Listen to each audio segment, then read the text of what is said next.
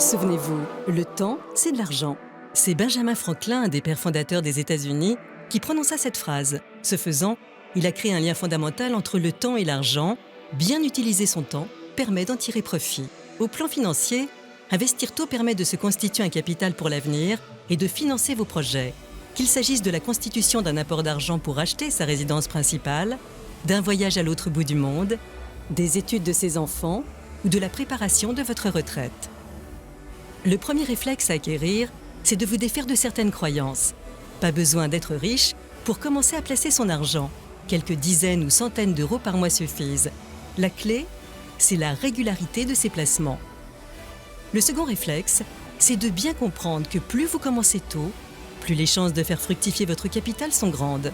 Ainsi, mieux vaut placer 50 euros par mois à partir de 20 ans, plutôt que 300 euros par mois à partir de 50 ans.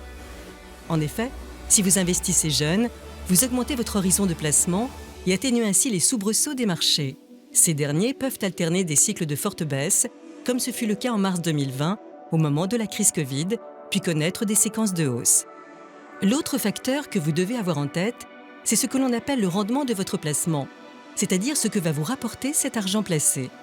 Prenons un exemple. Antoine, 20 ans, ouvre ce que l'on appelle un support d'investissement sur lequel il place initialement 1 000 euros. Puis, chaque mois, il verse 50 euros, et ce pendant 30 ans. Le rendement moyen annuel de ce placement, c'est-à-dire les intérêts que lui rapporte son argent placé à la banque, est de 5%. À 50 ans, en théorie, Antoine devrait avoir 19 000 euros de côté. Calculons ensemble. 1 000 euros de versement initial, puis tous les mois 50 euros sont déposés, et ce pendant 30 ans. En plus de l'argent placé, il faut tenir compte des intérêts cumulés pendant toutes ces années, les fameux 5%. La banque rémunère en quelque sorte sa fidélité. Ainsi, Antoine devrait donc disposer d'un capital final à terme de 45 041 euros. Prenons cette fois-ci le même exemple avec Diane, 40 ans. Elle place 3 000 euros en versement initial, puis 150 euros par mois pendant 10 ans.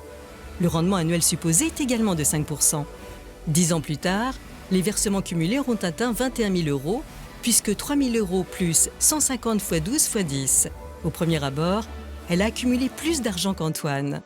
Mais son capital n'aura fructifié que de 6 891 euros, contre 26 041 euros pour Antoine. Bref, vous l'avez compris, la différence est édifiante, d'où l'intérêt de commencer le plus tôt possible.